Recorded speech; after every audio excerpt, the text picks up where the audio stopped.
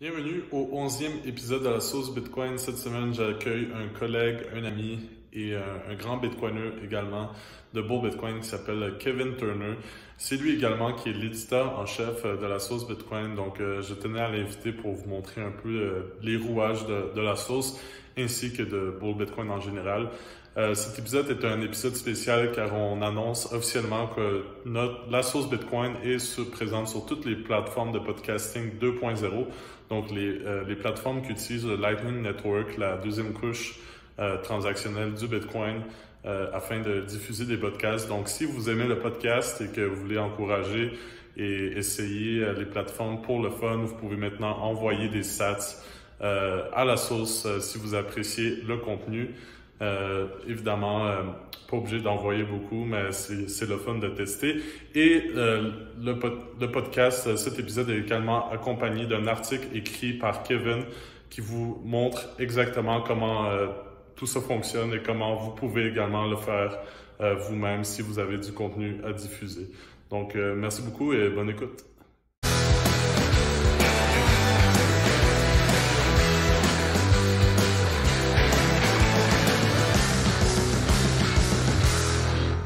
Bienvenue au 11e épisode de la sauce Bitcoin. J'ai avec moi un ami, un collègue de Bull Bitcoin, Kevin Turner. Bienvenue sur l'épisode, Kevin. J'avais hâte d'interviewer. Ouais, merci Matchek de m'accueillir à la sauce Bitcoin. C'est vraiment cool. J'ai hâte à notre conversation. Je pense qu'il faut mettre un peu en contexte notre relation. Je pense qu'une des premières fois qu'on s'est rencontrés, c'est dans un meet-up, mais pour de vrai, c'est durant le Bitcoin Summer. Durant l'été Bitcoin, où on avait organisé une semaine complète d'ateliers Bitcoin. On avait invité, puis toi, tu étais vraiment comme un espèce de élève modèle, je dirais, là, toujours en avant, toujours en train de poser des questions. Ça se voyait que tu avais vraiment beaucoup de passion pour Bitcoin, euh, puis bon, pour la communauté en général. Est-ce que c'était à ce moment-là aussi que tu t'es vraiment intéressé au Bitcoin ou c'est comment que ça a commencé ton histoire avec tout ça? Ben, on va circle back à ça, je pense, tant qu'à faire un genre de origin story, mais définitivement, Bitcoin Summer, c'était disons, la stepping stone en anglais, là, la pierre angulaire de ma carrière Bitcoin, on va dire, là, parce qu'à ce moment-là, je travaillais pas chez Bull Bitcoin, puis c'était là que ça avait vraiment décollé. Là, puis comme tu as remarqué, c'est effectivement, je suis encore là, mais j'étais vraiment en mode passionné, puis tout faire les recherches, puis découvrir, là, parce que c'était vraiment, il y avait beaucoup de bons intervenants. Mais on va en revenir parce que j'aime vraiment bien parler de l'expérience de Bitcoin Summer. Mais juste pour faire ça vite, mon origin story, dans Bitcoin, ça a commencé le novembre 2020. Novembre 2020, fait que ça fait un peu plus qu'un an que j'ai commencé à, à investir, à acheter des cryptos. Là. J'ai commencé à acheter des bitcoins. Là, j'étais un shitcoiner pendant quelques mois. Puis à un moment donné, j'ai suivi un cours d'un gars qui s'appelle Anil Patel. C'est un Canadien. Ou en tout cas, il demeure au Canada. Puis lui, il avait fait un cours. Il est sur Twitter. Là, il est vraiment bon. C'est Anil Sedso, son Twitter. Fait que, comme en anglais, Anil said so, puis ça vaut la peine, il y a des bons infographiques. Mais lui, qu'est-ce qui est arrivé avec Anil, c'est que j'ai suivi un de ses cours qui s'appelle Bitcoin Monetary Revolution. Puis là-dedans, il parle. C'était la première fois que j'avais un cours où j'étais euh, exposé à l'angle économique de Bitcoin spécifiquement. Puis pourquoi c'est une révolution monétaire? Parce que jusqu'à ce point-là, pour moi, c'était plus comme des actions. Tu sais, je tradais des actions à bourse, puis pour moi, la crypto, c'est un peu ça. C'était genre number go up, puis je vais me faire des sous, tu sais. Mais quand j'ai appris c'était quoi le Bitcoin, puis comment les principes économiques autrichiens, puis ensuite, dans ce cours-là aussi, Bitcoin Standard, beaucoup de références au Bitcoin Standard de Saifedean Ammous. C'est là que j'ai vraiment comme droppé les shitcoins, puis j'ai vraiment fait OK, ouais, je comprends. Là. Pour moi, j'avais une prédisposition à ça aussi, parce que j'étais dans les métaux précieux, puis je comprenais déjà c'était quoi du hard money, même si je savais pas c'était quoi l'économie autrichienne. Là. Mais je comprenais c'était quoi du hard money, puis ça m'a tout de suite comme saisi tous ces principes-là, puis j'ai compris plein d'affaires. Je m'intéresse beaucoup à l'histoire aussi, puis quand tu regardes l'histoire des monnaies au travers des temps, les cycles, puis tout ça, tu comprends là, pourquoi que les monnaies fiduciaires, là, le fiat, c'est vraiment de la cochonnerie, puis pourquoi qu'on est dans un monde en ce moment qui est en une civilisation qui dépérit. Fait que, ouais. Fait que c'est ça, après, on parle de mois de février 2021. Fait que ça fait pas si longtemps que ça là, que je suis un Bitcoiner. Là. J'ai commencé à lire le livre de Saifedean, Bitcoin Standard. Puis après ça, je me suis dit, OK, il faut que je connecte avec du monde local parce que là, je capotais. Là, je tripais sur Bitcoin, je voulais travailler là-dedans, je voulais quitter mon emploi Fiat. J'ai vu Francis Pouliot sur Twitter. J'étais là, oh my god, man, OK. Là. Ce gars-là, il est intense. Là. Puis là, finalement, j'ai compris qu'il disait beaucoup la vérité, mais qu'il était juste polarisant. Puis, disons, on va dire cru, là, mais on s'en fout parce que c'est la vérité. Puis, je trouvais ça bien. J'étais dans un bout dans ma vie aussi où que je recommençais à. Il fallait que je prenne le dessus sur moi. J'étais en changement. Là. Il y avait le COVID aussi. J'avais un enfant très jeune. Fait que, tu sais, je me remettais beaucoup en question. Puis, je voulais comme changer ma vie. Fait que Bitcoin a changé ma vie, là, carrément. J'ai quitté mon emploi. J'ai commencé à. J'ai quitté mon emploi après avoir vu un vidéo de BTC Session au mois de mars, mois de février-mars de l'année passée, 2021, qui montrait comment utiliser Bills au Canada. Puis comme j'avais des bitcoins, puis je voulais comme étudier, puis essayer de programmer ou whatever, j'ai quitté mon emploi pour faire ça à temps plein puis vivre sur mes bitcoins. Genre. J'avais plus de fiat déjà à ce moment-là, fait que ça fait longtemps que j'ai plus de fiat. J'avais tout converti en bitcoin, qu'est-ce que je pouvais. Assez rapidement, c'était comme peut-être un gamble, pas super, pas super safe, là, selon plusieurs, mais je m'en fous. Là. Quand tu crois à bitcoin, tu crois à bitcoin. Puis j'ai commencé à utiliser Bills, puis j'ai commencé à m'intéresser au bitcoin. Comme je disais, pour revenir à ce que je disais, là, j'ai commencé à chercher ma communauté locale au Québec pour pouvoir connecter avec du monde. J'ai vu à ce moment-là David Saint-Onge, qu'on connaît bien ici chez Bold Bitcoin, puis la communauté francophone aussi. Là. David, c'est l'auteur de Tout sur Bitcoin. Puis David, il m'a introduit à toi. Il a dit Yo, faut que tu checkes le Twitter de Maciek.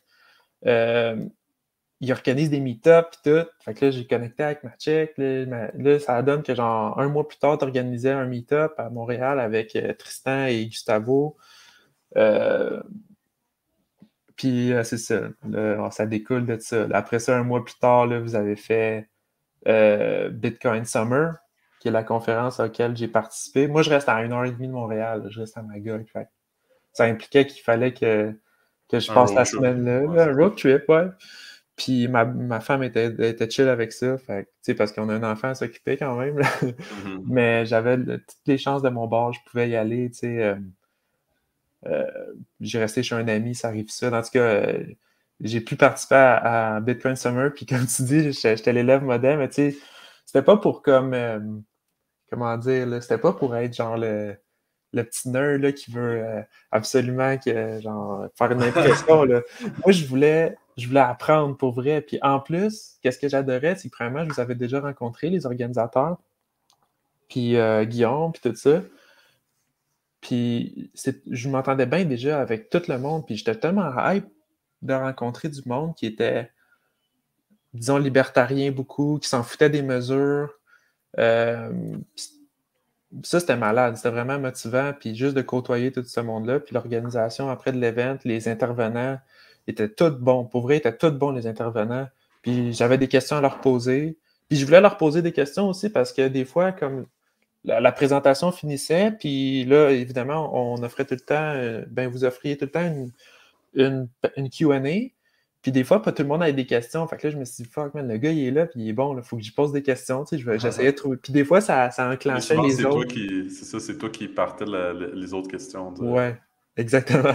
Puis, tu sais, c'est ça. Comme tu dis, les autres embarquaient, puis ça dégênait le monde un peu, puis, tu sais, ça donnait du contenu de plus.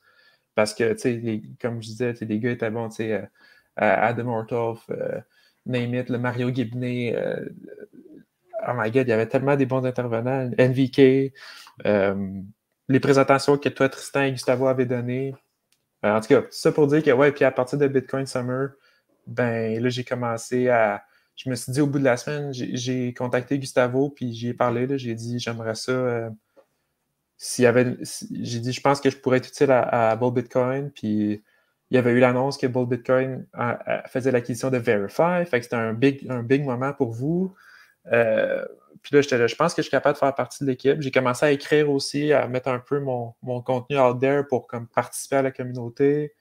Puis je pense que ça a fonctionné dans le sens où j'ai atteint l'objectif. Puis vous avez vu, l'équipe de Bull Bitcoin a vu qu'ils m'ont engagé éventuellement lorsqu'ils ont eu le temps de déménager puis de checker les affaires de la nouvelle infrastructure. Là. Fait que ça, c'est l'histoire un peu... mon histoire Bitcoin. Là. J'ai dit que j'allais faire ça bref, mais ça fait plusieurs minutes. C'est parfait. Tu sais, quand j'ai dit élève modèle, c'est pas pour dire genre que tu voulais être le nerd de la classe pour. Mais c'est ça, ça se voyait vraiment que tu étais intéressé de manière profonde, tu sais. Fait que c'est ça qui était cool. Mais j'ai quand même une question. Est-ce que tu avais un peu de stratégie déjà comme OK, ben, tu sais, je vais embarquer chez Bull Bitcoin, je vais essayer de montrer que je suis vraiment passionné un petit peu de ce côté-là ou vraiment tu avais quelque chose en tête déjà parce que évidemment, nous, on l'a remarqué vraiment directement, là, puis on s'est dit très tôt, là, comme OK, ben, Kevin, il a l'air vraiment cool. Puis tu sais là, comment ça fonctionne chez Bull Bitcoin, il n'y a pas de on regarde pas le CV, là, on regarde plus la motivation, le spirit, l'esprit, plutôt que des compétences, malgré que tu es très compétent dans tout ce que tu fais. Là. Fait que, est-ce que tu avais déjà cette ambition-là de travailler chez Bull Bitcoin? Ou, Ben, oui puis non. Là. Honnêtement, je ne suis pas quelqu'un qui fait des grosses planifications parce que j'aime beaucoup être authentique puis go with the flow, à ce sens-là. Puis j'essaie aussi dans la vie souvent de ne pas me faire trop d'attentes parce que si tu fais trop d'attentes d'un bord ou de l'autre, tu redescends, puis quand tes attentes sont pas s'avèrent pas être qu'est-ce que tu pensais que c'était, ça peut faire mal là, dans la vie. Fait que je suis quelqu'un qui demeure assez équilibré. Bref, tout ça pour dire, je suis pas arrivé avec une grosse stratégie, à part que oui, j'avais une stratégie. Moi, j'étais à un moment dans ma vie, j'avais pas de job, j'avais une famille, je vivais sur mes économies. Mes économies, c'est du Bitcoin. Ça prouve à quel point c'est un store value. Puis en passant, mes bitcoins, j'étais under, là, dans le sens où il y avait eu l'exode des Chinois, des mineurs chinois, puis le prix n'était plus au all-time high, là, il était rendu à 30K, 40K, bref. Ben, je voulais me trouver une job. Je n'étais pas stressé dans le sens où s'il y a de quoi, je retourne sur une job fiat, puis c'est pas grave, là, au moins je pourrais dire que j'aurais essayé, mais je voulais voir s'il y avait des opportunités d'emploi lors de Bitcoin Summer, s'il y avait moyen de faire du réseautage puis de connecter avec du monde. Fait que c'est ça que j'ai fait. Je parlais à tout le monde. Tout le monde était vraiment nice aussi. Je me forçais pas comme pour parler à du monde pour essayer de trouver une job parce que tout le monde était nice. Puis ça donne plein de conversations. Puis évidemment, plus que je parlais avec vous, avec toi, Maciek, Tristan et Gustavo, plus que Guillaume aussi, plus que je voyais que j'étais là, peut-être que je pourrais avoir une place dans l'équipe, parce que je vous voyais aller un peu, j'essayais d'observer qu'est-ce que vous essayez de faire, vous coordonner pour créer du contenu, puis pour faire de quoi, extirper le maximum de potentiel de Bitcoin Summer, puis j'essayais de participer, je tweetais, je taguais la team, fait que ça me donnait un peu d'exposure à ce niveau-là, mais ça, c'était l'extent de ma stratégie, là, j'étais pas comme, je vais travailler chez Bull, j'étais là, je vais voir si je trouve une opportunité. Définitivement, parce que je voulais travailler dans Bitcoin, puis je voulais en apprendre là-dessus, puis avoir une job. Là. Fait que c'est à peu près ça, ouais. Cool. Justement, on peut parler un peu plus de tes rôles chez Bull Bitcoin. Donc, on a lancé Bitcoin Support en décembre. Pardon. Puis évidemment, ça implique non seulement des experts en sécurité. Donc ça, c'est plus Tristan qui s'occupe de ça. Puis d'ailleurs, je vais devoir l'inviter sur le podcast ici. Mais aussi, ça requiert de la coordination parce qu'il y a certains packages de sécurité, notamment le package de Cold Card plus spécifiquement, requiert de la coordination au niveau du matériel qu'on envoie aux clients. Donc, toi, tu es responsable de la gestion de tout ça. Est-ce que tu peux parler de ton expérience? Tu as plusieurs rôles, tu as plusieurs chapeaux chez Bull Bitcoin. Là. Ouais. Donc, ça, c'en est un. Est-ce que tu peux en parler un peu plus? Oui, ben, j'étais engagé initialement dans l'optique que j'allais faire ça. Donc, m'occuper de la logistique underground, là, de shipping, en vue du déploiement de Bitcoin Support puis des packages de hardware wallet, Cold Card et compagnie. Maintenant, je n'entrerai pas dans les détails comment on fait ça, parce qu'on va essayer de garder un petit peu d'obsèque, mais c'est pas grave, là. Mais ouais, je m'occupe de ça. Tristan est vraiment le lead de Bitcoin Support. Fait que je m'entretiens, puis je me suis entretenu régulièrement avec lui. On s'est coordonné pour faire en sorte qu'on soit prêt pour le lancement de Bitcoin Support, à faire des packages, à les shipper. Puis ouais, c'est ça. Fait que, en ce qui concerne la logistique, c'est ça mon rôle chez Bull Bitcoin. Fait que c'est toujours d'être prêt à faire du shipping. C'est quelque chose que j'ai déjà fait dans le passé aussi pendant des années, là. Quand j'avais un autre travail. Puis, fait que c'était pas tout à fait alien pour moi, là. C'était quelque chose que je savais déjà faire un peu. Mais initialement, j'étais engagé pour faire du support à clientèle. Service à clientèle, ben, du customer support. J'en fais encore. J'aime ça. Fait que, il y a ce rôle-là aussi qui est mon rôle, on va dire, prédominant. Puis sinon, j'aime bien faire toutes sortes de tâches aussi, me proposer pour faire des tâches, là. J'ai l'édition du podcast, entre autres, la source Bitcoin, faire de la traduction anglais à français pour tout ce qui est les articles que vous écrivez, puis le site web Bitcoin Support, tout ça, qu'est-ce qui est en français, c'est moi qui fais le gros de la traduction. J'ai ce rôle-là, j'adore faire ça.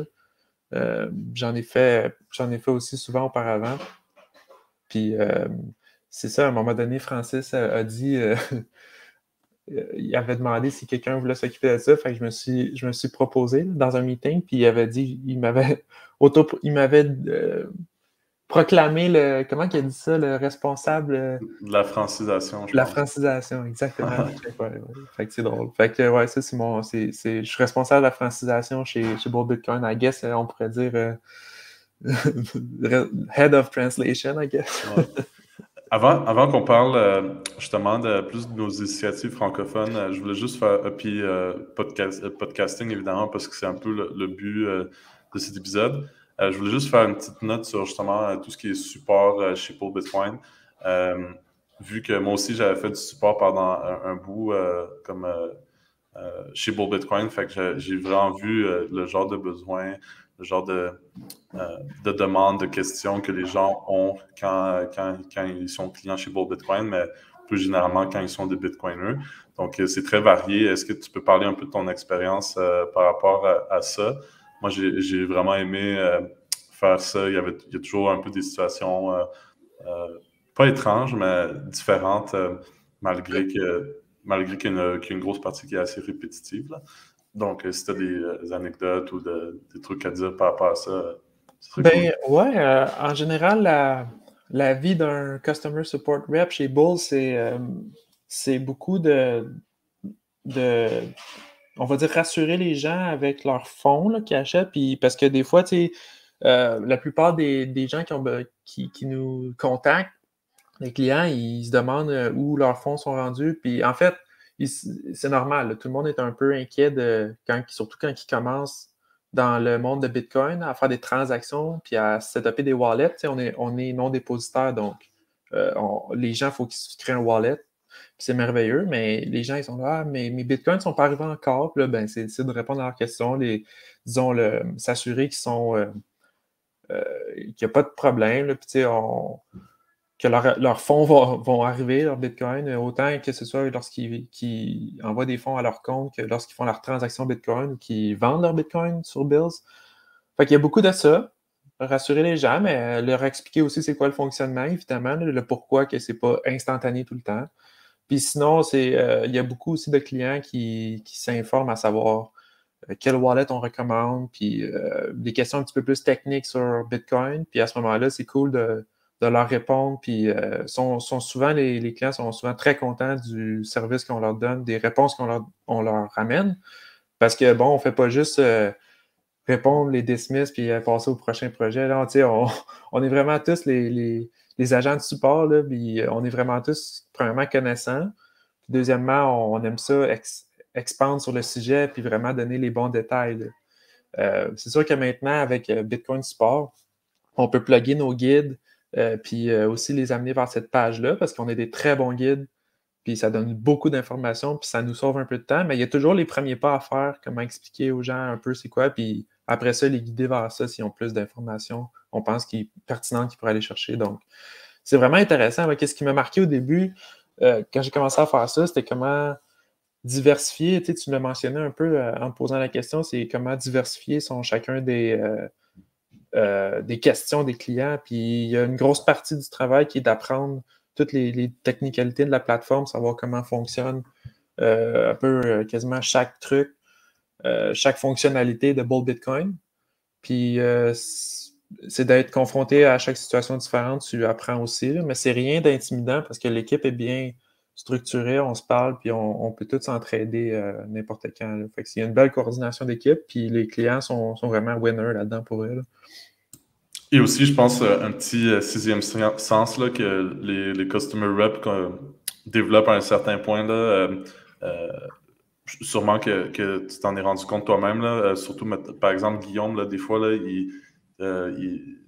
il va voir une conversation d'un client. Là, il va, lui, il est en train de se faire scam, puis on est en mesure de, par exemple, arrêter. On voit les espèces de signes qui font que quelqu'un se fait scam, puis on est en mesure d'arrêter juste à temps. De ne pas permettre que les fonds soient envoyés ou quelque chose, puis d'expliquer à la personne. C'est sûr qu'il y en a qui passent à travers malgré tout, il y en a qui passent à travers. Là. C'est sûr parce que les fraudeurs, ils développent des techniques de plus en plus développées pour escroquer les gens.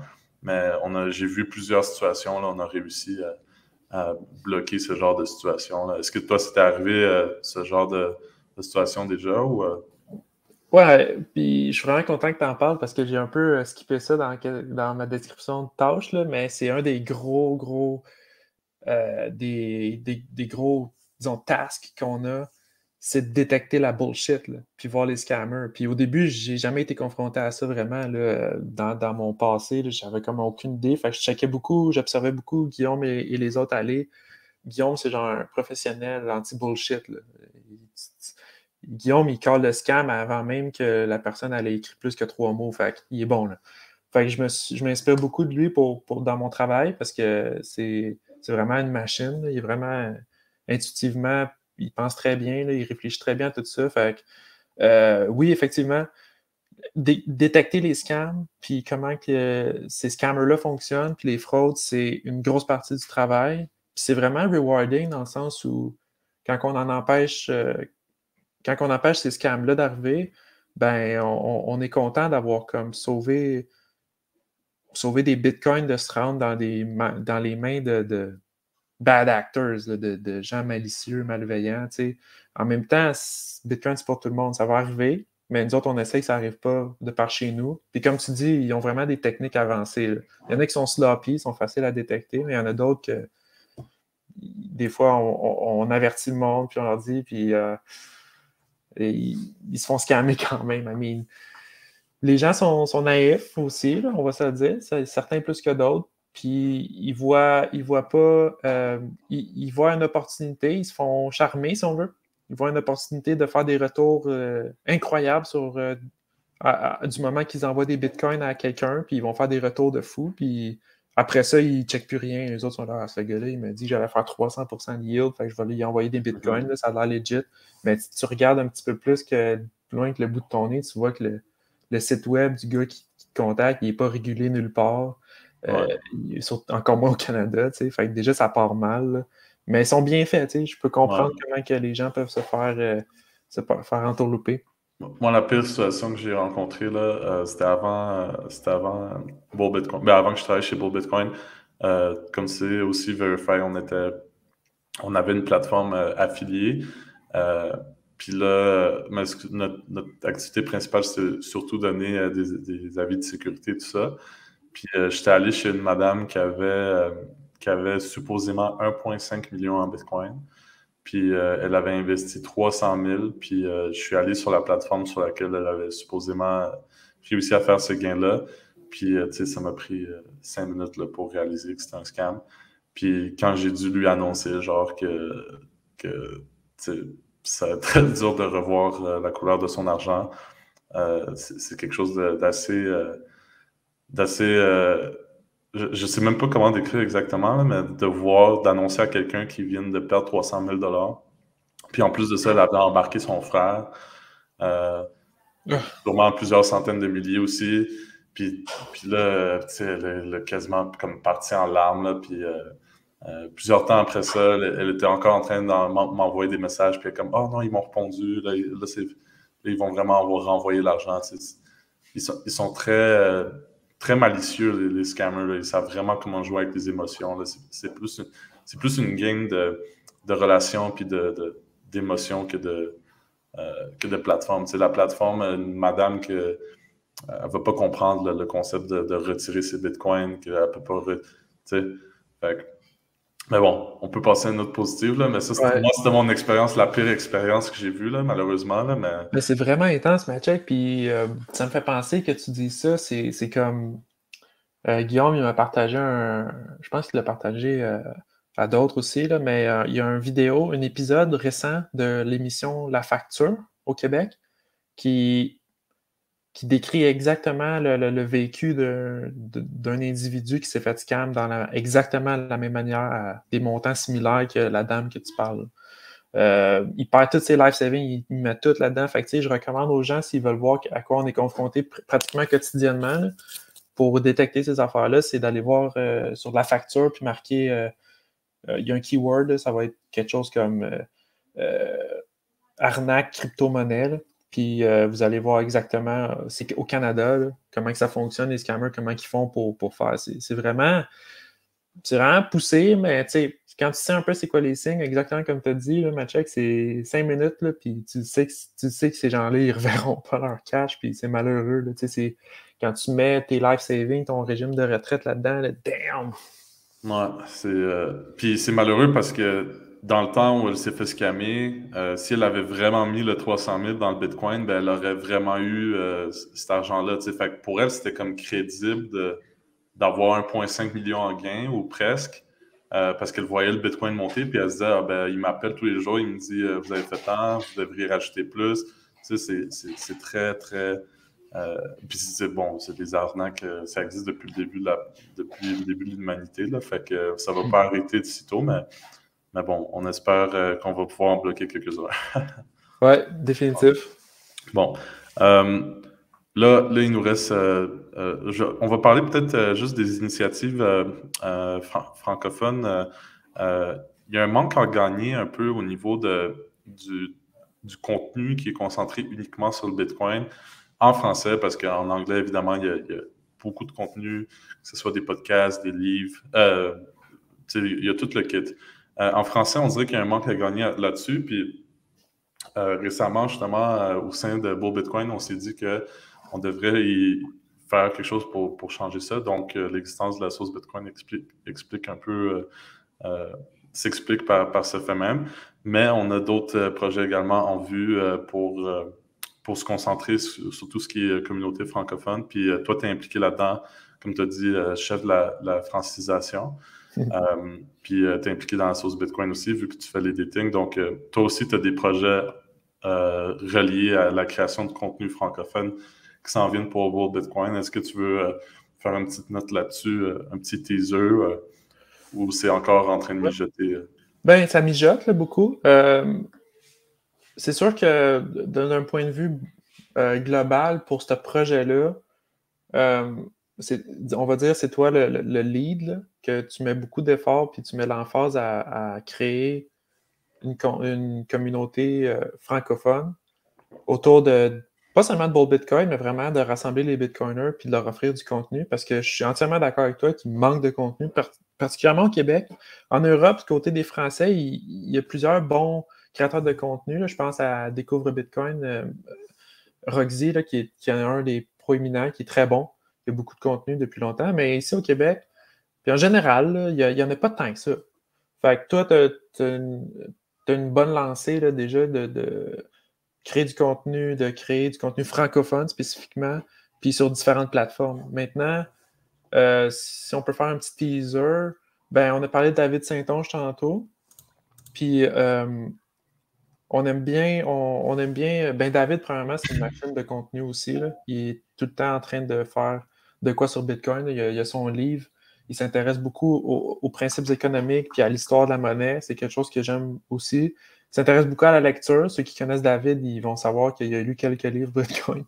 C'est probablement un de ceux qui en a lu le plus. Fait puis il y a aussi son cours qu'il donne au Collège Maisonneuve. Ben, nous autres, David nous a approchés pour qu'on s'implique avec lui pour le distribuer, ce cours-là, puis l'adapter pour qu'il soit open source, on va dire, sur une plateforme qu'on va lui ériger pour qu'il puisse partager ce cours-là. Puis évidemment, on va travailler avec dans le but de le mettre au goût du jour, on va dire. Mais David est déjà très compétent, là, il n'y a pas de danger. Fait qu'il y a ça qui s'en vient. C'est un gros headline, là, je dirais quasiment. Là, c'est David, c'est massif son cours. Puis c'est aussi un très bon intervenant. Fait qu'il y a beaucoup de choses à dire. Puis les gens peuvent apprendre beaucoup de lui. Puis en plus de ça, ben, on a quelques projets. Là, j'ai pensé on en a parlé, toi puis moi, Mathieu, puis avec David, là, on veut faire un book club, jaser de livres, parce que les livres Bitcoin, spécifiquement en français, ils commencent à en avoir de plus en plus qui sont traduits et qui arrivent. On veut les partager aux gens, puis que les gens puissent s'éduquer de ces livres-là, comprendre qu'est-ce qu'il y en est, puis en jaser aussi, tu sais, qui nous amènent aussi leur point de vue, puis ça va aider la communauté à s'informer sur Bitcoin, puis à engager, là, tu sais, en tout cas, on espère. Fait que je pense qu'on va être capable de faire ça. C'est dans le pipeline. Maintenant qu'on l'a dit en ligne, il va falloir se dépêcher pour le sortir dans ce cas-ci. C'était un peu mon but, c'était de se mettre de la pression. On a dit quelque chose, là, on va le faire. Contrat social. Je voulais juste quand même faire une note là, sur juste un peu le maximalisme là, Bitcoin. C'est pas le maximalisme nécessairement toxique. Là. On est là à se bâcher dessus ou insulter, être très toxique. Là. Mais vraiment plus la concentration Bitcoin only. Moi, j'étais beaucoup sur les groupes Facebook avant de Québec. Puis je te dis, c'est infesté de shitcoiners, mais comme vraiment intense. Là. Puis quand j'étais vraiment actif, mais là, je commence à être quand même très actif, mais j'essaie de changer un peu mon approche, là, d'être plus comme, OK, ben, plus informatif, là, puis de ne pas débattre. T'sais. Parce que si tu rentres dans les débats, pourquoi ton shitcoin est de la merde, ben, tu vas plus t'en sortir. Là, t'sais. Fait que j'ai vu qu'il y a comme vraiment un problème au Québec. Puis c'est un peu la même situation en France, là, c'est qu'il y a beaucoup de shitcoineries, là, mais genre vraiment beaucoup.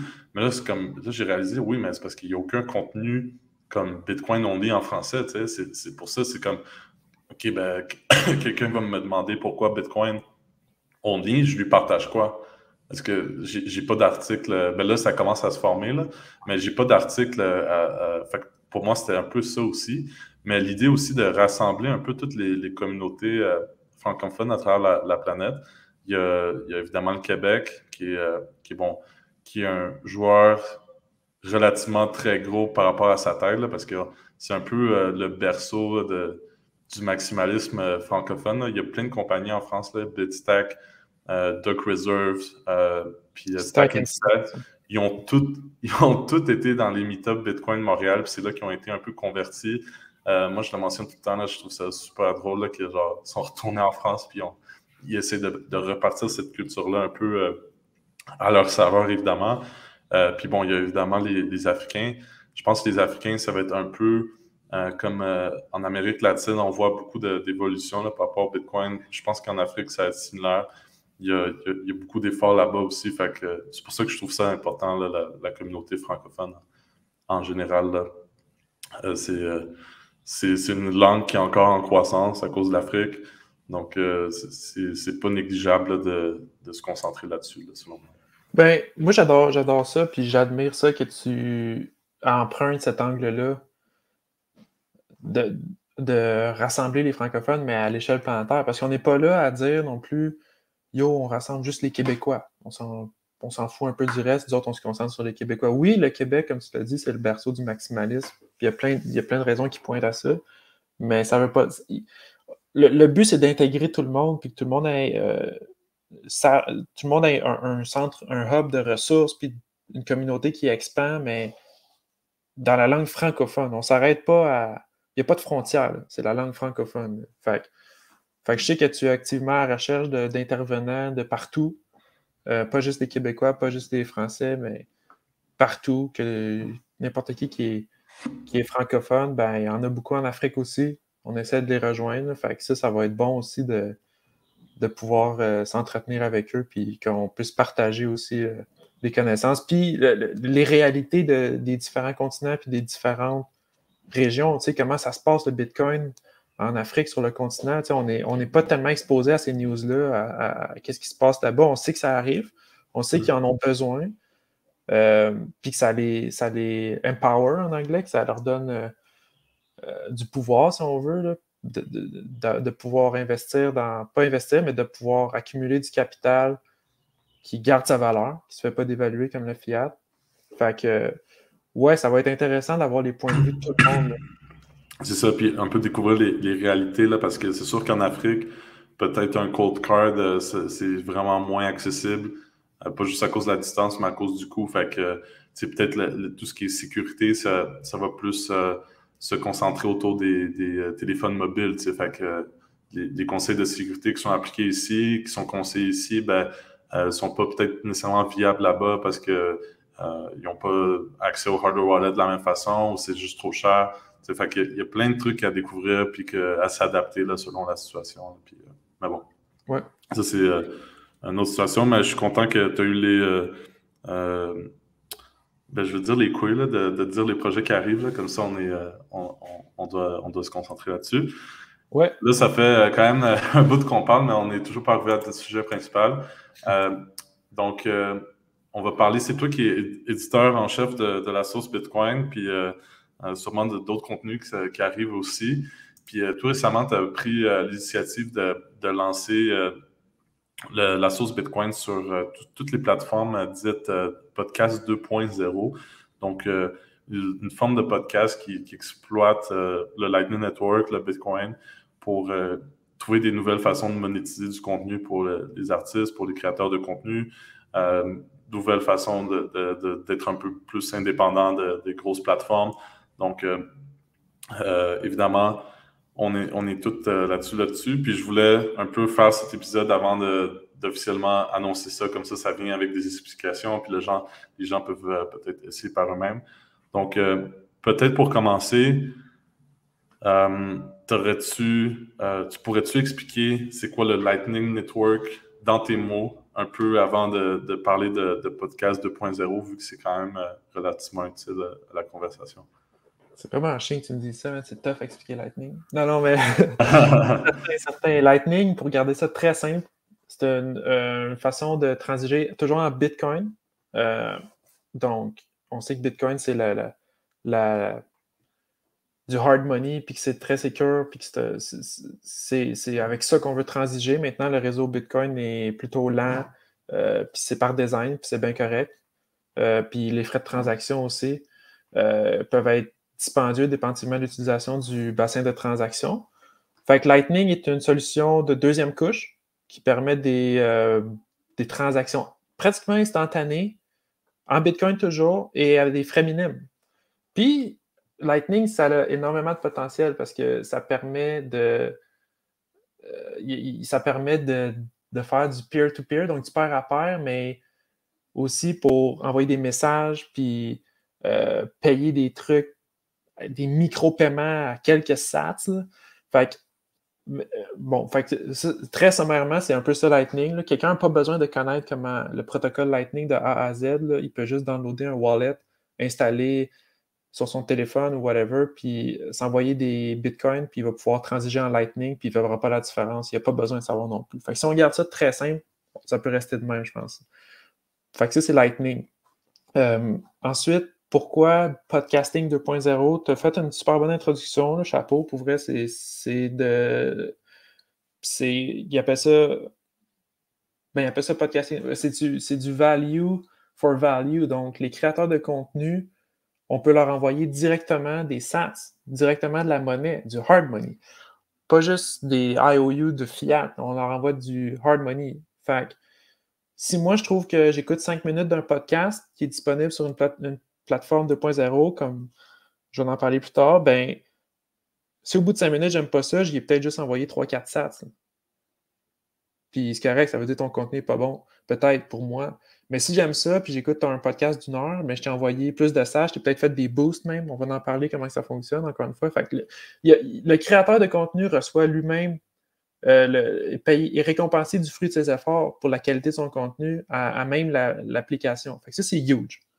Parce que il n'y a pas besoin d'être monétisé sur une plateforme comme Spotify ou whatever, où ça prend des annonces. Puis si les annonces pognent, ben là, tu peux récompenser les créateurs de contenu, mais c'est la compagnie qui, au final, prend une très grosse partie des revenus quand même, parce qu'eux autres, il faut qu'ils existent. Avec Podcasting 2.0, tu envoies ça direct aux créateurs de contenu. Fait que ça, c'est big. En gros, c'est ça. Là, je veux dire, il y a d'autres nuances, là, mais c'est quand même, je pense que c'est demain, je le comprends. Là. Puis maintenant, on est en train de voir de plus en plus de podcasts et de contenu, là, mais on va s'en tenir au podcast dans ce sujet-là sur ces plateformes-là. Donc, c'est podcastindex.org. On peut voir là-dessus tous les podcasts qui sont disponibles en RSS, là, donc un protocole de partage de feed de podcasts. Puis un coup que ton podcast est là-dessus, ben, il est disponible sur toutes les plateformes qui distribuent ce protocole-là ou qui utilisent ce protocole-là. Donc, si un des wallets les plus populaires là, qui est disponible pour tout le monde sur mobile, c'est le Breeze, B-R-E-E-Z, breeze.technology, le site web.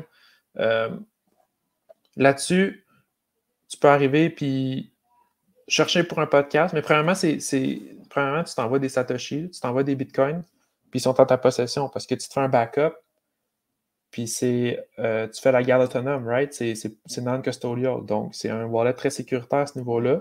Puis ensuite, tu peux chercher pour un podcast, la plupart sont là parce qu'ils sont tous distribués sur des feeds RSS, que ce soit la sauce Bitcoin ou que ce soit ton podcast préféré, Marty Bent ou Tales from the Crypt ou John Vallis avec Rapid Fire. Tous ces podcasts-là sont disponibles sur ces plateformes-là. Celui de BTC Session aussi. Fait c'est super. Puis là, tu commences, tu ajoutes le podcast, puis c'est comme si tu l'écoutais sur Spotify ou sur Anchor ou sur ta plateforme préférée, mais là, tu streams des sats. Tu peux choisir si tu envoies un sat par minute, 10 sats par minute, tu as le choix. Tu peux faire des boosts aussi. Mettons qu'il y a un bout que tu trouves nice. Là, j'adore qu'il ait dit ça, mais tu envoies un boost de 1000 sats. Évidemment, c'est ça. Comme je disais plus tôt, faut que tu envoies des bitcoins à ton portefeuille Breeze. Puis après ça, c'est sur Lightning. Mais ça se fait bien, c'est intuitif. Là. C'est pas quelque chose qui est intimidant du tout. C'est un peu comme les autres portefeuilles, mais tout se passe under the hood. C'est déjà fait pour que les gens n'aient pas besoin de se casser la tête. J'aime beaucoup Breeze. C'est lui que je vais probablement recommander le plus, là, du moins pour le moment. Premièrement, il est non dépositaire, donc c'est très sécuritaire. Ou du moins, c'est plus sécuritaire que d'autres. Puis deuxièmement, il y a aussi d'autres features comme qu'est-ce qu'on appelle un point of sale, donc point de vente. Tu peux, avec Breeze, aussi très facilement créer, si tu es un marchand, vendre des trucs puis faire des invoices, des factures en Lightning. C'est super intéressant. Tu peux créer tes produits, mettre tes SKU puis vendre des trucs. Fait. Breeze est un excellent wallet pour non seulement les créateurs de contenu, mais aussi pour les marchands. Pour onboarder des gens en Bitcoin avec Lightning, c'est un excellent outil. Fait que ça, en gros, c'est le podcasting 2.0 là, comme tu as parlé tantôt, Maciek, puis qui est un peu comme mon projet là, qui a été de mettre la sauce Bitcoin là-dessus pour que les gens puissent peut-être s'introduire à ça, puis commencer à streamer des sats, puis voir qu'est-ce que c'est. Je trouve que c'est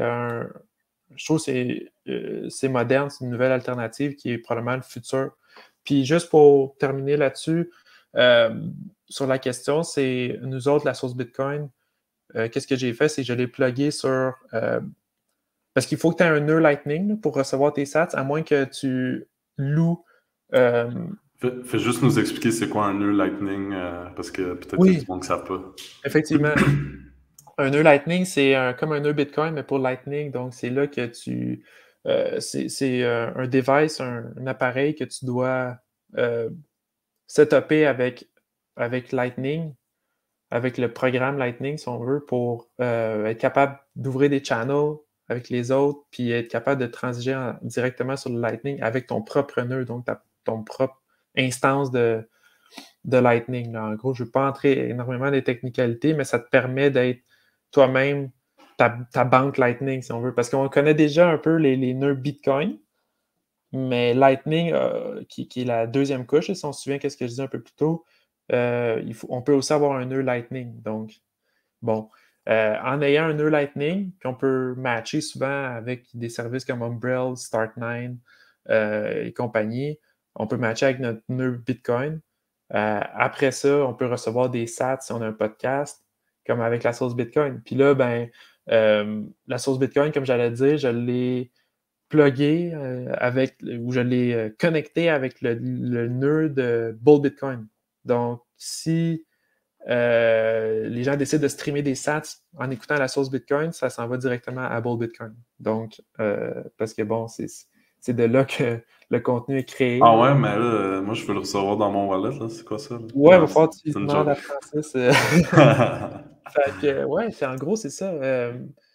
Puis il y a plein de bons podcasts. Là. J'ai checké aussi un qui m'a inspiré à faire ça, qu'on connaît bien, tu l'as eu au show, ça fait pas longtemps. C'est Emmanuel de Parlons Bitcoin, là, qui est un excellent channel de contenu francophone, là, en passant.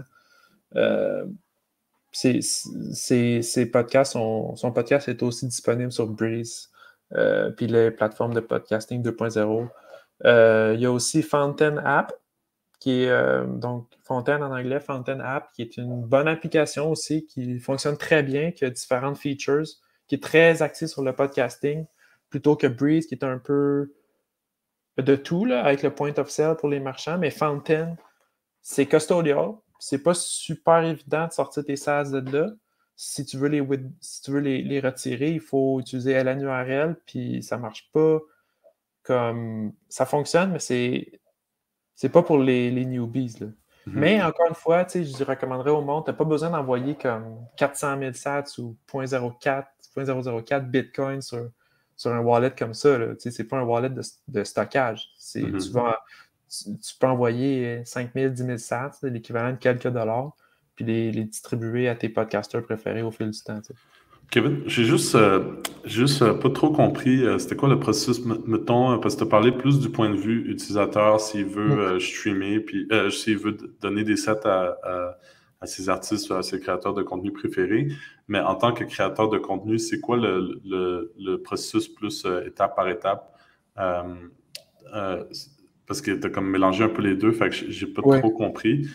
Si tu pourrais parler spécifiquement en tant que créateur de contenu, tu as un podcast qui est sur Spotify, sur Anchor, whatever, mais là, tu veux le mettre sur toutes les plateformes 2.0, puis on peut en parler un peu en détail de chacune dans un instant. Mais il y a une méthode, comme tu as dit, vraiment facile où ça distribue sur toutes ces plateformes-là automatiquement. Donc, si tu peux donner des détails par rapport à ça. Ouais. Fait que si tu es un créateur de contenu, puis tu es déjà sur Anchor, puis ces plateformes-là, tu vas voir dans les settings les paramètres de ton compte, un truc qui s'appelle RSS Feed. Puis avec ça, lorsque tu vas sur... Tu n'es même pas obligé d'être sur Anchor, je crois. Là, tu peux avoir aussi sur... Tu vas directement sur podcastindex.org. Puis là, tu peux associer ton RSS Feed à ce site-là, puis dire que tu es comme c'est à toi que ça appartient, là, ce podcast-là, ce feed-là. Puis là, à partir de là, eux autres, ils s'organisent automatiquement de le distribuer. C'est un protocole, comme je disais. Fait que c'est comme n'importe qui va utiliser ce protocole-là d'RSS. Toutes les plateformes de podcast, là, basically, vont pouvoir distribuer ton podcast, puis il va être disponible sur ces plateformes-là. Alors, si tu es un créateur de contenu, tu vas sur, je vais le répéter encore parce que c'est vraiment simple. Là. C'est sur podcastindex.org. Puis tu fais une recherche, tu crées ton compte, puis tu peux linker ton RSS feed avec ce site-là. Puis après, c'est aussi simple que ça, parce qu'après, tu vas pouvoir streamer des sats. Tu vas ouvrir Breeze, tu vas ouvrir Fountain, tu vas ouvrir n'importe quel, puis tu vas trouver ton podcast, tu fais une recherche, tu vas le trouver. C'est incroyable. Peut-être un petit article là-dessus, tu t'en penses quoi? Ça serait cool, non? Bonne idée, vraiment bonne idée. Effectivement, ça me passait par-dessus la tête, mais il faudrait que je fasse ça, ouais. En fait, qu'est-ce que j'ai fait au début pour être sûr que je le faisais comme il faut, c'est c'est en anglais, là, j'ai regardé il y a une vidéo de BTC Sessions là-dessus. Le BTC Session, Ben, c'est pas mal la légende des tutoriels. Mais en français, je pourrais définitivement sortir un article très rapidement là-dessus, puis expliquer aux utilisateurs ainsi qu'aux créateurs de contenu comment ils peuvent faire. Ouais.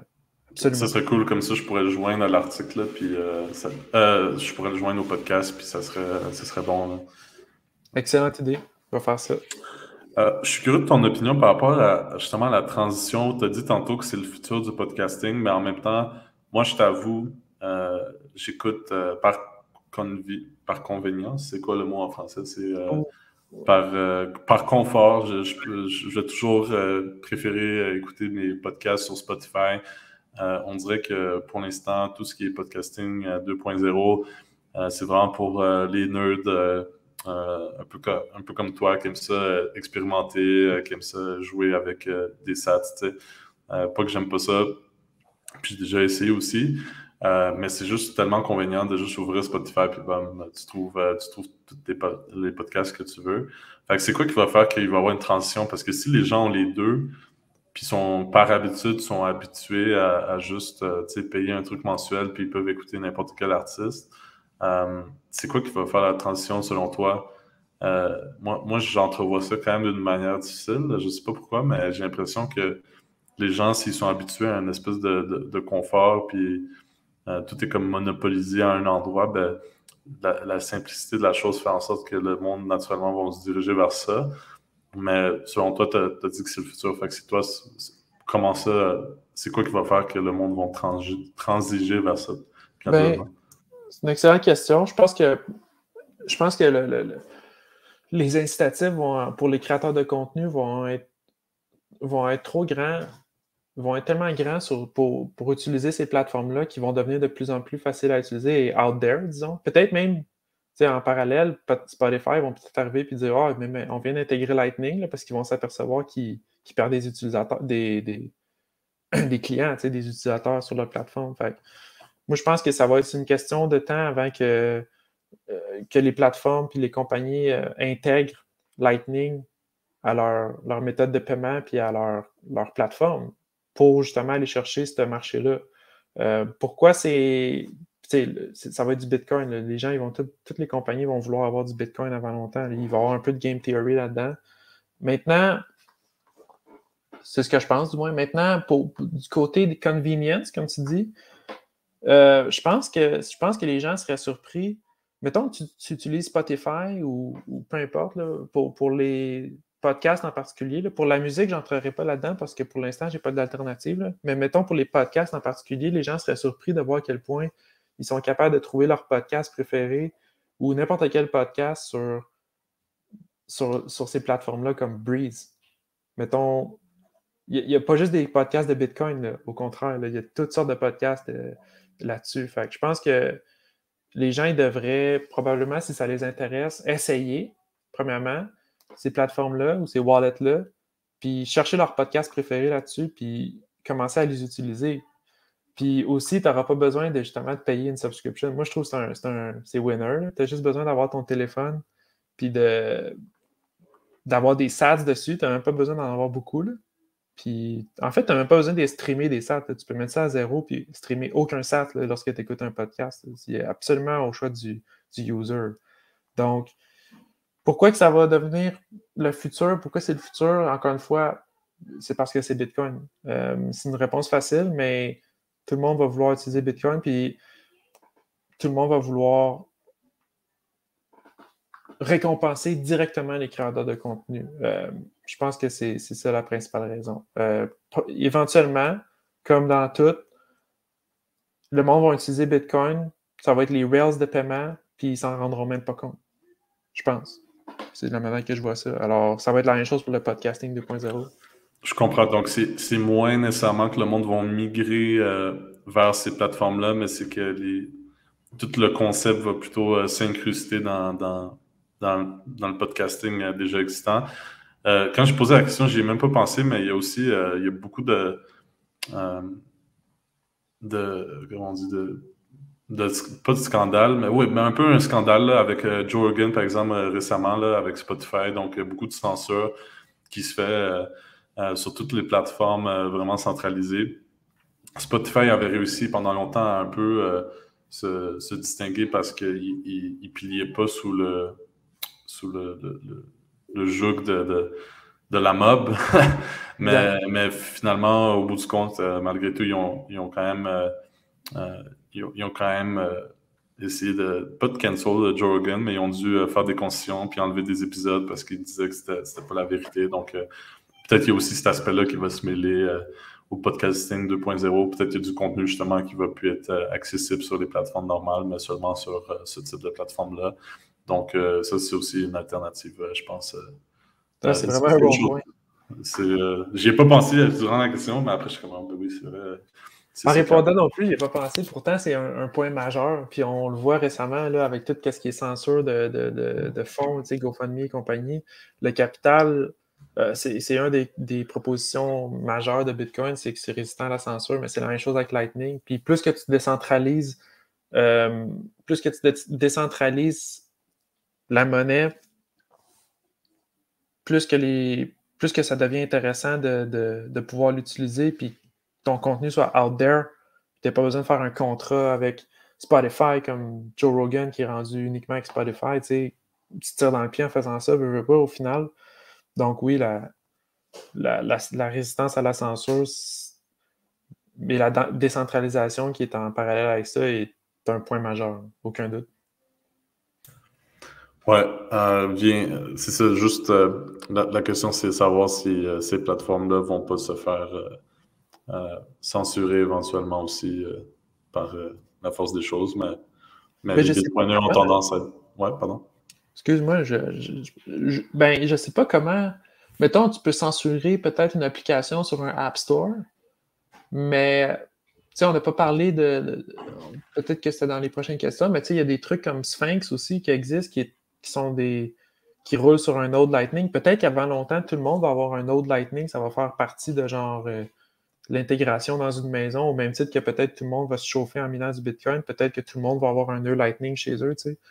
En tout cas, c'est peut-être far-fetched, c'est peut-être pas tout de suite, mais bref, ça va être très difficile, je pense, à censurer le monde d'utiliser ces plateformes-là. Mais mettons que tu voudrais, si les autorités voulaient censurer un podcast qui est sur Podcast 2.0 en ce moment,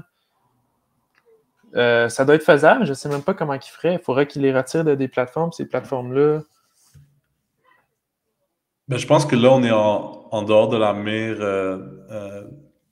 C'est pas assez important, c'est pas assez. Il n'y a pas assez de vues il y a pas assez de yeux qui regardent ça. Ben, c'est des yeux importants qui regardent ce contenu-là, je pense, sur les plateformes, mais ça n'attire pas l'attention vu que comparativement à Spotify, par exemple, ben, ça reste très, très petit. Donc, pour l'instant, on n'attire pas l'attention, je pense. Mais bon, tu as raison, on peut parler spécifiquement des plateformes qu'on a expérimenté avec, puis juste donner peut-être un aperçu. Donc, tu as parlé de Breeze. Donc, Breeze, c'est non seulement un wallet, mais tu peux aussi également visionner les podcasts là-dessus. Est-ce qu'il y a d'autres fonctionnalités de Breeze que tu as explorées qui sont intéressantes? Ou... Ouais, ben j'ai parlé un peu tantôt, en fait.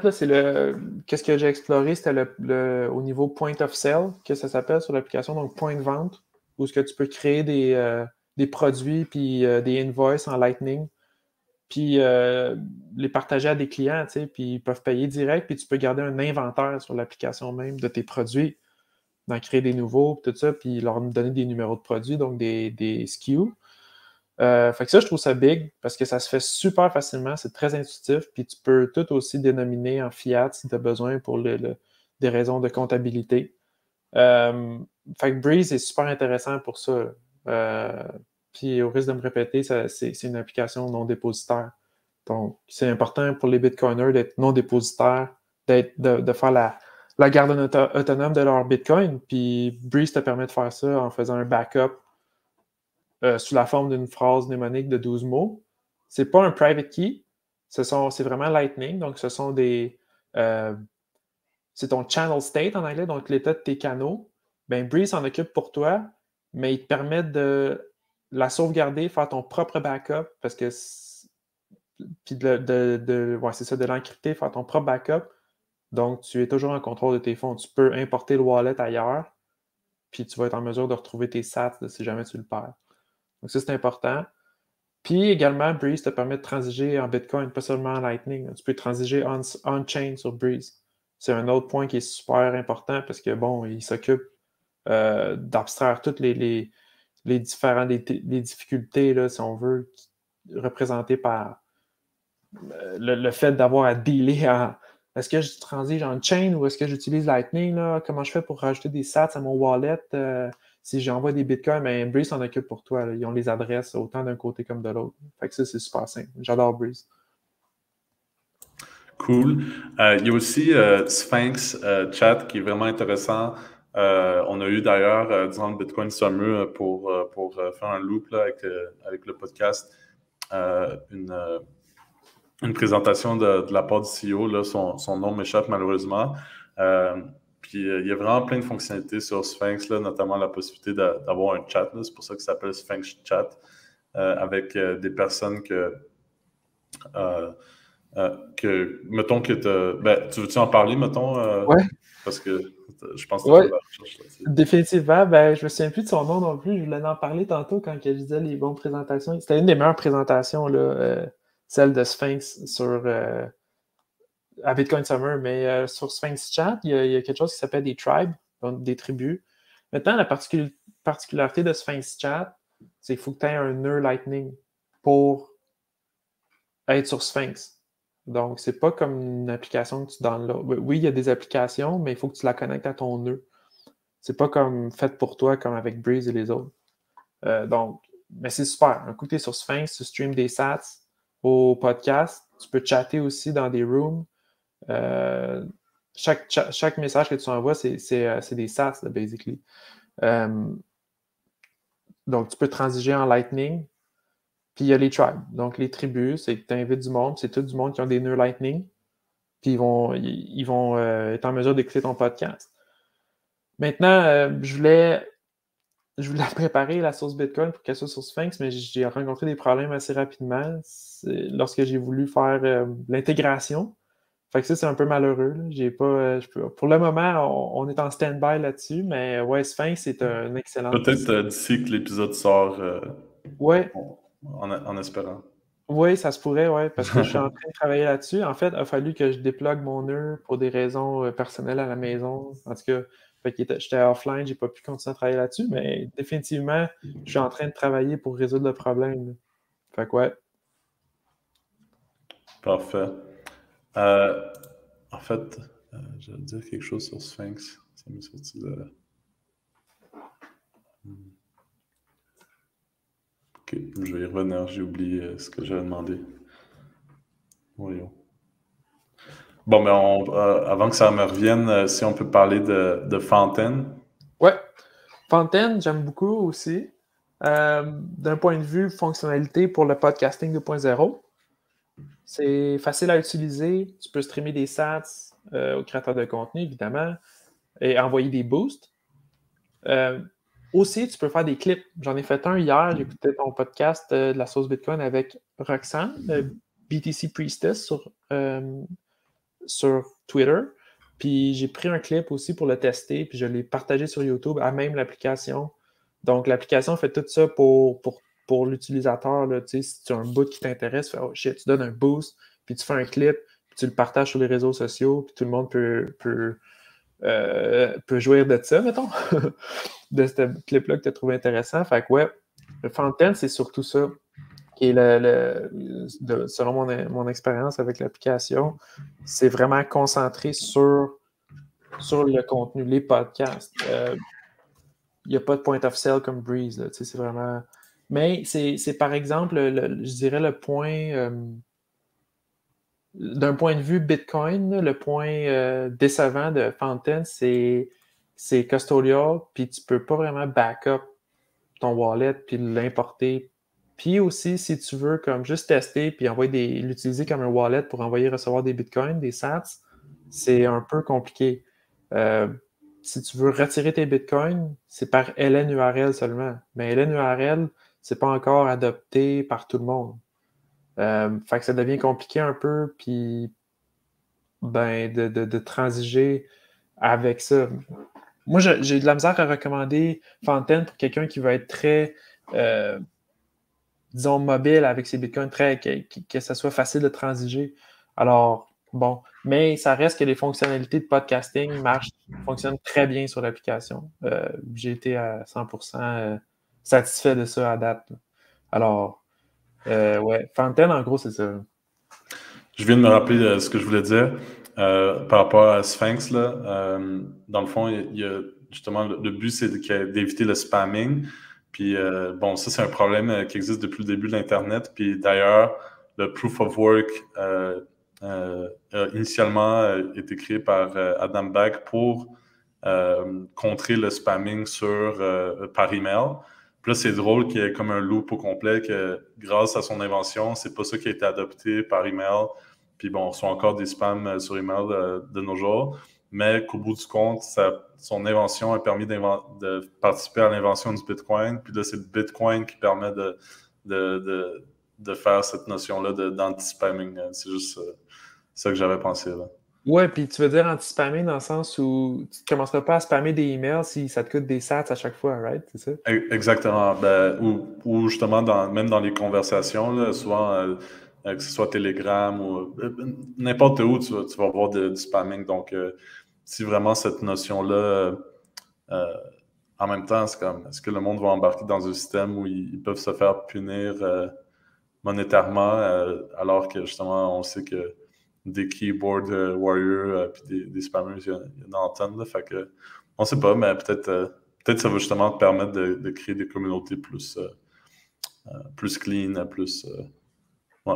Oui, définitivement. Tu sais, c'est vrai que ça revient un peu à ce que tu disais plus tôt. D'un point de vue adoption globale, il y a clairement des trucs qui sont pas pour monsieur, madame, tout le monde. Maintenant, je pense aussi qu'il y a une grosse partie de ça que c'est parce que c'est pas comme normalisé. C'est quelque chose, ça sortirait les utilisateurs de leur zone de confort. C'est très compréhensible. Le monde n'aime pas sortir de leur zone de confort quand ils sont habitués. Mais un coup, tu es dedans, tu t'aperçois que c'est plus facile, etc., puis tu continues à l'utiliser peut-être. Mais ça reste qu'il y a tout le temps la question du network effect. Si le monde n'embarque pas, même si c'est meilleur, ça ne veut pas dire, en théorie, on va dire que c'est meilleur, mais ça ne veut pas dire que tout le monde va embarquer si l'effet de réseau ne se fait pas, puis l'adoption exponentielle n'arrive jamais. C'est sûr que c'est pas comme un réseau comme Bitcoin. Le podcasting 2.0, c'est on va dire, une conséquence ou un dérivé de Bitcoin, dans le sens où c'est grâce à Bitcoin que ça prend place, mais Bitcoin, ça a une adoption exponentielle. C'est comme l'Internet, à un moment donné, genre toute la planète va l'utiliser. Mais podcasting 2.0, effectivement, c'est pas. Je pense pas que c'est absolument certain nécessairement, mais je pense qu'il y a encore beaucoup d'évolution. On est très early dans ce stage. Ça risque de se transformer beaucoup. Là. Ouais. Peut-être rapidement, il y a aussi Podfriend. Puis là, je suis allé voir sur Podfriend, la source était là, la source Bitcoin était là. Il y a Zion puis Satoshi Stream. Donc, si tu as des commentaires là-dessus. Podfriend, je recommande pas. Pourquoi? Parce que c'est encore en bêta, puis si tu envoies des sas là-dessus, tu peux pas les sortir, pas pour le moment. Fait que l'avantage, c'est que c'est une extension web. Donc, tu peux le faire sur ton browser, sur ton ordi. Tu n'as pas besoin de téléphone ou d'application. Puis tu peux streamer des sas. Je ne sais même pas si je me suis rendu là. Ça ne fonctionnait pas très bien, là. Mais la source Bitcoin est là. Tous les podcasts RSS sont là. Donc, ouais, Podfriend, à garder en tête, c'est très nouveau encore, puis c'est très early. Mais il y a des avantages comme le fait que tu peux avoir une application desktop ou sur le web. Donc, Podfriend, c'est ça. Puis Zion, c'est JP Sears, qui est le CEO de Zion. Je ne l'ai pas testé parce que Zion, il faut que si je me souviens bien, il faut que tu payes pour être sur un serveur. Aïe, je ne veux pas dire n'importe quoi, j'ai comme un peu oublié honnêtement, mais Zion, je ne l'ai pas testé encore. C'est JP Sears qui est CEO puis qui s'en occupe. Puis Selon tes notes, c'est écrit Have to buy a node through their website. Ah oui, Donc, merci. je pense que c'est ça, ouais. Exactement, have to buy a node. Donc, il faut acheter un nœud via leur site web. Donc, la proposition est là. Je pense que ça va être, avec Zion, de ce que j'ai vu, ça va être facilement under the hood, tu vas avoir rien à faire, tout va être abstrait, mais il faut que tu achètes le produit. C'est un peu différent. Ça ne veut pas dire que ça va être bon ou non. Ceux qui s'occupent de ça, la team, c'est des vrais bitcoiners. Là. Fait que je suis pas inquiet, mais j'ai pas fait plus de recherches qu'il faut. Je comprends. Puis, il y a aussi Satoshi Ah, Stream. Est-ce que tu as quelque chose à dire là-dessus? Satoshi Stream, non, j'ai rien à dire là-dessus, malheureusement, je me suis pas rendu là. Je me souviens plus pourquoi, par exemple. Désolé, manque de préparation, mais Satoshi Stream, ce que je sais, c'est qu'ils ont aussi le tag de Value for Value sur podcastindex.org. Enfin, j'avais pris en note de le checker, puis finalement, je crois qu'il y avait Satoshi Stream, je crois qu'il y avait quelque chose qui faisait que c'était pas utilisable. Alors, voilà. Peut-être dans l'article, on peut faire une petite note sur chacun d'entre eux. Absolument. Très bonne idée. Très bonne idée. Super. Donc, on a parlé beaucoup de possibilités. Ben justement, un podcasting 2.0, c'est peut-être une forme intéressante pour les créateurs de contenu puis pour les gens de ne pas se faire censurer l'information. Puis là, parlant de censurer l'information, je pense qu'on a un peu fini le sujet là, de podcasting 2.0. Il y a tout ce qui se passe à Ottawa en ce moment avec le Les combat de trackers. la liberté. Donc, je ne sais pas quand le podcast va être sorti, ça va être quoi? Peut-être ça va déjà être dénoué, peut-être qu'il va y avoir des trucs qui vont être vraiment différents. Mais bon, il y a tout ce qui est censure de l'argent. Donc, hier, ils ont annoncé, nous, on est en train d'enregistrer ça le 11 février. Donc, hier, ils ont annoncé la fermeture de la deuxième levée de fonds. C'est quoi déjà la compagnie? Give, Send, Go. Give, Send, Go.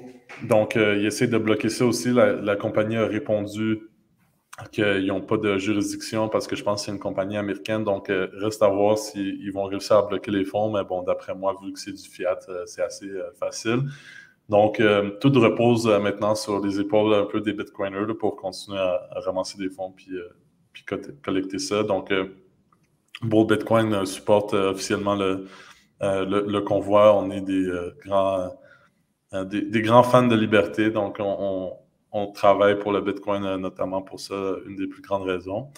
Donc, toi, Guillaume, Kekski, vous vous dirigez vers la capitale canadienne ce week-end, donc le 12, demain, dans le fond, le 12 février. Donc, est-ce que tu es excité par rapport à ça? Qu'est-ce que tu as à dire là-dessus? C'est quoi le but de Bull Bitcoin en faisant ça là, demain? Ouais, je suis vraiment excité. Ça va être vraiment cool. Ça fait longtemps que je ne suis pas sorti de chez nous, on dirait. Puis d'aller été voir des bitcoiners. Il n'y a pas eu de meet-up dernièrement au Québec, encore moins. À cause de toutes les. On peut pas aller, il fait froid, puis on peut pas vraiment faire des barbecues dehors à -20. C'est tough un peu. Mais bref, c'est. Ouais, fait que on s'en va. Je suis excité de rencontrer les bitcoiners puis les freedom fighters. Un peu aussi, ça va être de l'énergie through the roof. Là. J'ai hâte de vivre ça. Avec aussi Guillaume puis avec Étienne qui vont être là de la team. Nous autres, ce qu'on va faire, c'est on va essayer de Orange Pill du monde, mais on va aussi offrir aux truckers notre aide, offrir aux gens d'utiliser Bitcoin, qui est une forme de monnaie résistante à la censure. Ça va être important d'apporter ce point-là parce qu'en ce moment, c'est ça qui est le thème, right? C'est comme tu viens de dire, GoFundMe puis GiveSendGo se font censurer. Puis ces fonds-là ne se rendront pas. Tandis que d'un autre côté, avec Tallycoin et le fundraiser en Bitcoin, on est rendu à 21, au-delà de 21 Bitcoin d'amassés. C'est énorme. C'est au-dessus d'1 million de dollars en ce moment en valeur fiat. Donc, on va aller faire la promotion de la plateforme Bull Bitcoin, mais surtout de Bitcoin. Les gens peuvent donner au fundraiser avec Bull Bitcoin. Ça demeure un excellent outil confidentiel pour le faire et non censurable. Puis c'est directement les truckers puis les freedom fighters qui vont en profiter. Fait qu'on va essayer d'aller voir si on peut permettre aux gens de mieux connaître Bitcoin d'une façon simple, puis de les permettre d'utiliser Bitcoin d'une façon optimale pour résister à la censure.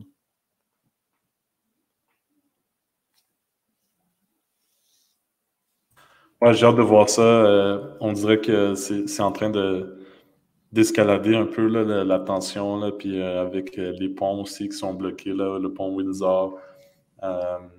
Donc, très intéressant de voir comment ça va se dérouler. Puis, on va le voir un peu, on va le battle test, voir vraiment si le Bitcoin... Le Bitcoin est incensurable, mais les gens qui détiennent les clés pour ces Bitcoins-là sont censurables. Donc, est-ce que il y a toujours le concept de la violence qui peut rentrer en jeu? Est-ce que il y a Greg Foss, il y a BTC Session, il y a l'autre, sur Twitter, il s'appelle BTC Caribou, quelque chose comme ça, qui détiennent les clés. Donc, Nobody Caribou. Donc, il y a toujours la possibilité qu'il y ait de la violence qui est exercée sur eux, de la pression pour saisir l'argent. Ça, c'est ça qu'on va voir un peu si on est à l'abri de ça. Mais bon, j'espère que tout va bien aller. Puis évidemment, il y a tout le concept de l'économie circulaire là, qui pourrait être testé aussi. Idéalement, Francis Pouliot, le PDG de Bull Bitcoin, s'est proposé pour convertir l'argent qui a été amassé en dollars canadiens puis distribué. Puis de lever les frais par rapport à ça, mais idéalement, c'est pas la voie à suivre. Ce qui serait idéal, c'est que le monde accepte des bitcoins directement comme méthode de paiement. Donc là, c'est vraiment difficile à censurer rendu là. Donc, très intéressant de voir ce qui se déroule. D'ailleurs, je pense que quand vous revenez, ce serait cool de faire un épisode, genre vous trois, juste raconter les témoignages que vous avez vus sur place, là, des histoires intéressantes. Je suis sûr qu'il y en aura plein. Peut-être qu'on pourrait faire ça dimanche ou lundi. Là, je pense que ça serait cool. Là. Surtout que vous allez être dans une mission proactive là, d'Orange Pill des gens. Oui, puis on va sans doute être très hype aussi, dépendant de ce qui va être arrivé ce samedi. Il va sans doute avoir de l'énergie qui va déborder, là, puis on va avoir été en mesure d'observer puis de témoigner de tout ça. Fait que c'est une bonne idée, oui, certainement. Cool. Bon, on a fait quand même un peu de temps. Donc, je sais que toi, tu dois partir bientôt. Donc, on a parlé plein d'affaires, podcasting 2.0, ton rôle dans Bull Bitcoin, le contenu francophone. On a parlé du convoi de la liberté. Donc, je ne sais pas si tu as un petit dernier mot pour la fin. Merci beaucoup d'avoir participé au podcast. Là, c'était vraiment cool. Je ne sais pas si tu as un petit dernier mot, un petit mot de motivation. Je ne sais pas. Peu importe. Merci pour l'opportunité, Mathieu. C'est la première fois que je fais un épisode de podcast où je suis l'invité, là, parce que j'en ai fait quelques-uns où j'étais l'autre.